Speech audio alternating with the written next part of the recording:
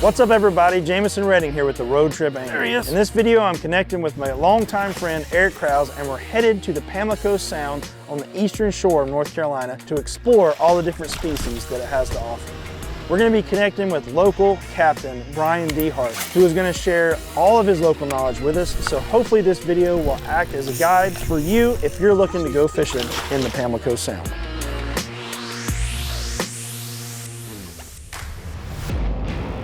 Before we jump into this video, I want to give a huge shout out to our partner, Mossy Oak Properties Land and Farms Realty. Without them, we definitely could not have made this content possible. Their agents understand the regions that we're going to, like the Pamlico Sound, better than anyone because they live the outdoors lifestyle. They hunt, they fish, they know the region better than anybody. So if you're trying to find your favorite place, whether it's in the woods, on the farm, or by the water, be sure to check that link down in the description and get connected with Mossy Oak Properties Land and Farms Realty.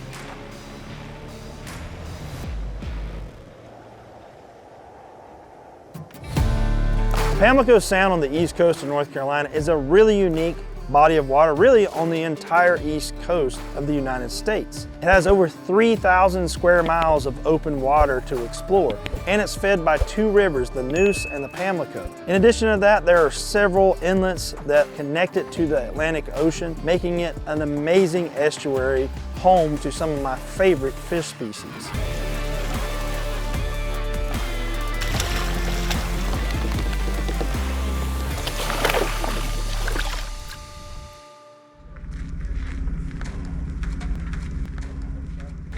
Now, anytime that I go to a new region or a new location, I 100% strongly recommend hooking up with a local guide. In this case, we met up with Captain Bryan DeHart, who has lived in the Manio area, which is on the western side of the Pamlico Sound, his entire life. The really cool thing about where we are in this part of the state is not only do we have world-class inshore fishing opportunities, but we've got some really world-class hunting as well. You can do whatever you want to do in the hunting world as well as the fishing right here in northeastern North Carolina. It's the best on the East Coast. The opportunities here are pretty crazy. It was really nice to get back here. I used to work in Hyde County about going on 10 years ago now. This was like my #1 go-to spot because I lived 2 minutes up the road. It was pretty cool getting back down here to this area, to Hyde and the Pamlico Sound, and being able to experience some of the stuff that I got away from. All right, so this morning we've run out to the outside shoreline. You're looking at wide open Pamlico Sound. This is a sound instead of a bay, so it's enclosed except for a few inlets that allow the water in and out. The Pamlico Sound is 80 miles long and 30 miles wide at its widest part. In the wintertime, the trout will head up those river systems and up into the creeks. You can fish them from November the 1st through, say, the end of March. You'll find some really good trout fishing up in those creek areas. They start moving back out in April, May, June, phenomenal speckled trout fishing. And you get into May and June and July, man, there's some really good big drum fishing right on through the fall before they start to go back in the ocean. The wind is kind of blowing in here. I probably shouldn't have run by them stumps right there. That's a little rock fishy spot. What we're going to be fishing this morning is we're topwater fishing down a bank that's got some sandy ridges off the shoreline, so it's kind of a high spot and a low spot and a high spot and a low spot. There's countless places like that. Shallow that thing up a little bit. We are close to the Outer Banks here. We're staying in Manio, we're on the Pungo River right now, but we're fishing around Hyde County. We launched in Hyde County this morning and we're trying to find a few fish. I think that's one of the biggest things. Sometimes people don't slow down and just look because the water will tell you. And we haven't caught a fish yet, but you know what I mean? You get a feeling for an area when you see bait moving, when you see birds on the shoreline. It's like it feels fishy. Look at the bait up there on the bank. Oh, there he was. Got him on? Nice. Looks like a trout. Dude, a big trout.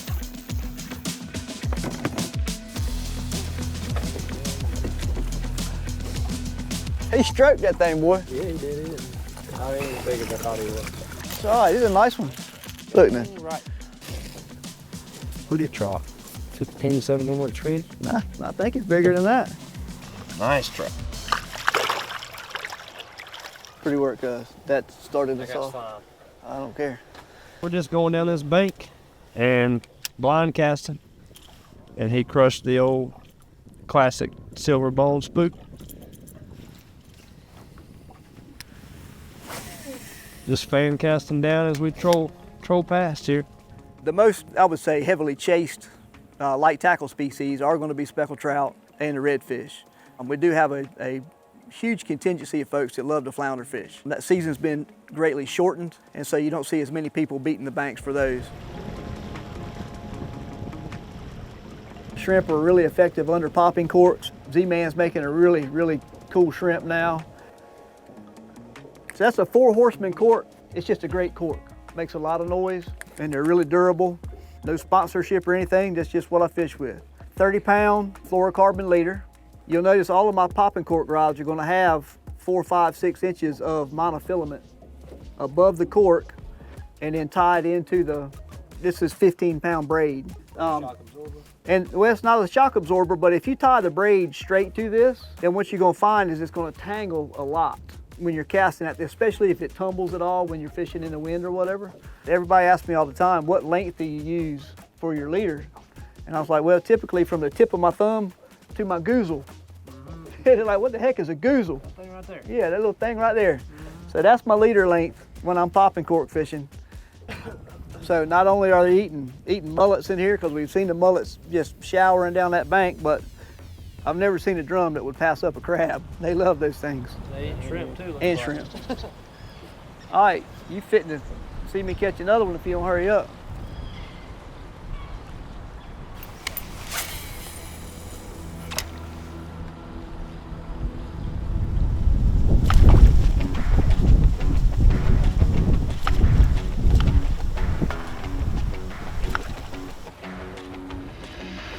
There he is. Phew. I like this spot, Eric. I would like to think it'd be a speckled trout because it'd be a good one, boy. Whew, man, there's a variety of species in this whole Pamlico ecosystem. But the main ones that are targeted are the trophy red drum, redfish. You would call them bulls. We call them the small ones puppy drum, and then the slot drum, and the over slots, and the old drum. And we got them all in this system. We got a motor in the back and a motor in the front. So nice drum, boys, nice drum. Pretty. Yes, sir. There's too much bait on this bank for there not to have been a redfish in here. And I'm sure there's more than one. Look at the size of that spot on his tail here. Oh yeah. That's just a classic, clean, middle of the slot, 24-inch puppy drum, redfish. I love that color in these creeks, man. This darker water, really, really pretty. And he crushed it, dude.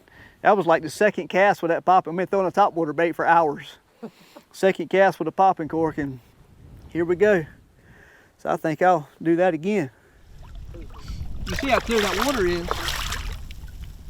Even though it looks dark, you can see that fish there, no problem. Perfect.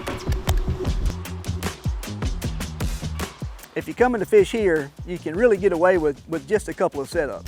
What you saw me fish with mainly on this trip was a medium light revelation blank and a medium action slow pitch blank, both of them from Rain Shadow. A buddy of mine custom builds them for me, and I can do everything in this Pamlico Sound with those two rods, from jig fishing, from twitch bait fishing, from topwater fishing on the medium light rod. I'll throw a little bit heavier popping cork and a little bit heavier topwater bait on that slow pitch rod. All of my reels primarily are going to be 10-pound braid, and then we'll just, double uni or all bright knot or whatever, FG knot, whatever you want to use for a leader connection to your braid. And we'll go from 15, 20, 30, and 40 pound is about as heavy a leader as we're going to throw. Some of that on the topwater baits for the bigger drum. But the setup that I used most, topwater fishing yesterday afternoon, which is a blast, was that medium action slow pitch blank from Rain Shadow, 10-pound braid, the peanut style topwater bait, and man, you saw that thing just crush the speckled trout and the redfish.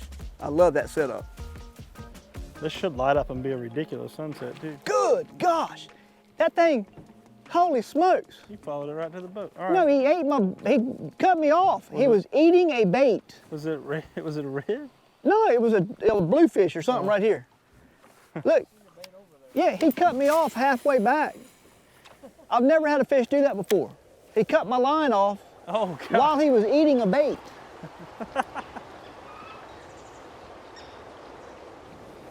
There he is. Nice. This don't feel trouty. Doesn't? No. Staying down on the flounder? Yeah. Tighter head shakes too. Yep. Awfully dark down there. Woo, nice flounder. Nice flounder. Right. Big flounder. Got a little wet. That is a stud flounder.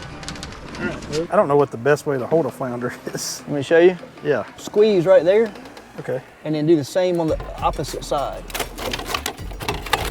I'll let you try it again. Yeah, you pissed him off real good for me first. At least the jig came out. I was gonna leave it in for showing it. I ain't gonna put it back in. You can put it back in. No, I ain't doing that. He's still strong. That's a nice flounder, so you got to hold him tight. Chill, homie. Got some teeth on them too. They got some teeth now. One thing about a flounder is they can eat whatever they want to. Look at them teeth. Good grief. Yeah, and if you open his mouth and look how that thing cams open, don't do it with your finger, but. Yeah. Let's get him back in the water. All right.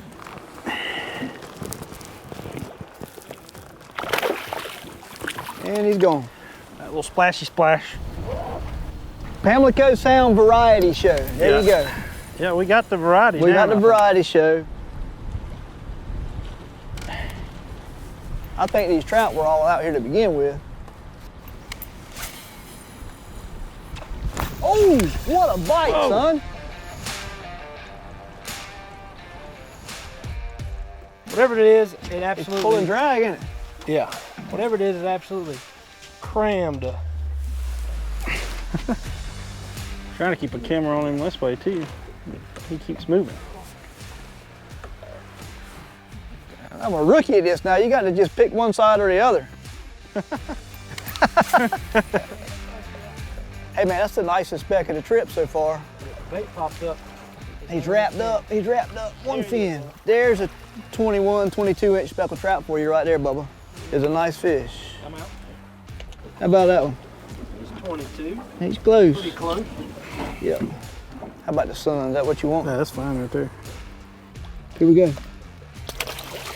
Oh, what a release. What a release, baby.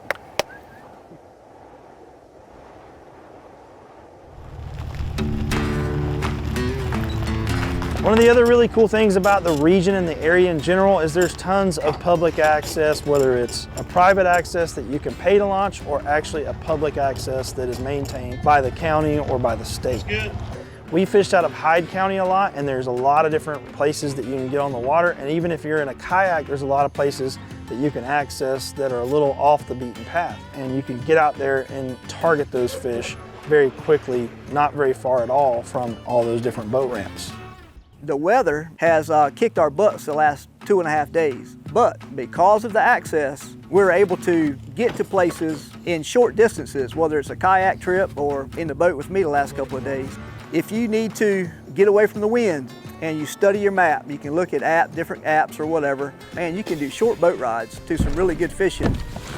Today, I'm teaming up with one of my best friends in the world, Eric Crouse, and we're in Hyde County, which is on the eastern part of North Carolina, close to the Outer Banks. We're heading out in the kayak today after spending 2 days in the boat just to explore it from something that I am very comfortable and familiar with, which is my kayak. Eric also used to work in the county, so this is some of his old stomping grounds as well. Say hey, Eric.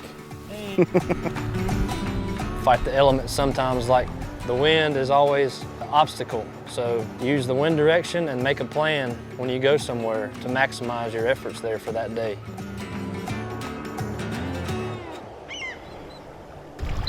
I don't know how far we're planning to go today. I used to fish here a lot, but we'll just work this shoreline, fish in Long Creek a little bit, try it there, jump across and fish these little creeks on the other side and then go from there. So that's the only plan I have right now. We'll see how it goes.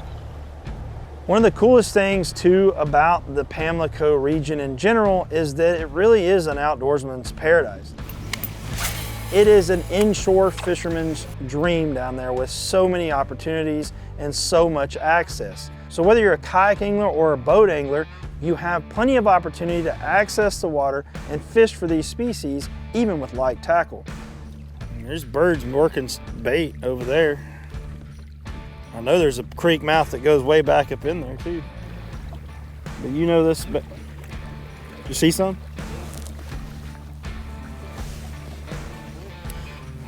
I'm gonna throw this topwater that kept getting missed yesterday and see if I can't redeem it somehow.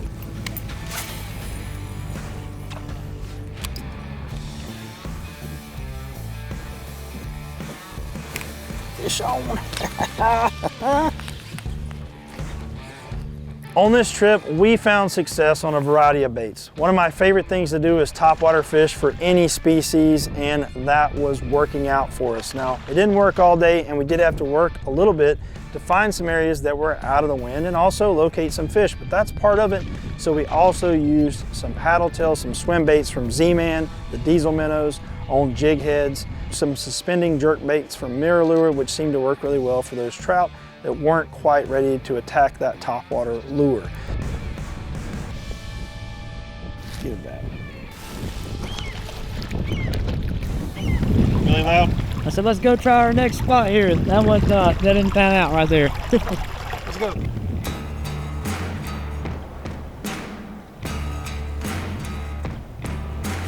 That's an oyster farm right there, ain't it?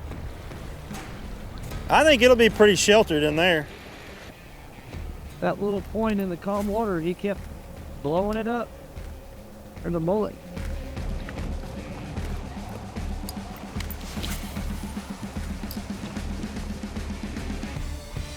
Come on up here, baby. I would really like to have a net.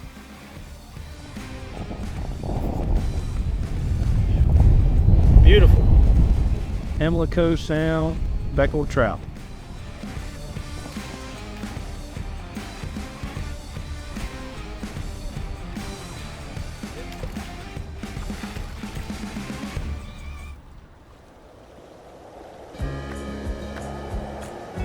I cannot say enough about this area. There is just so much history when it comes to the watermen, when it comes to our state in general, and even the East Coast, and just how our country has developed when it comes to these coastal regions like this. But on top of that, the fishing is absolutely amazing. If you're traveling to this region and you're fishing the Pamlico, especially on the Hyde County side, you have to check out Martell's Feed House for dinner because it's some of the best steak and some of the best pork chops that I've had in a very long time. Also, if you're looking for seafood, Sugar and Spice is a little hole-in-the-wall mom and pop place. You don't even have room to sit down. You walk in, you order some seafood, they're gonna fry it up to order right there and right then, so it's hot, it's fresh, it's delicious. If you enjoyed this content, be sure to subscribe to the channel, and as always, thanks for watching.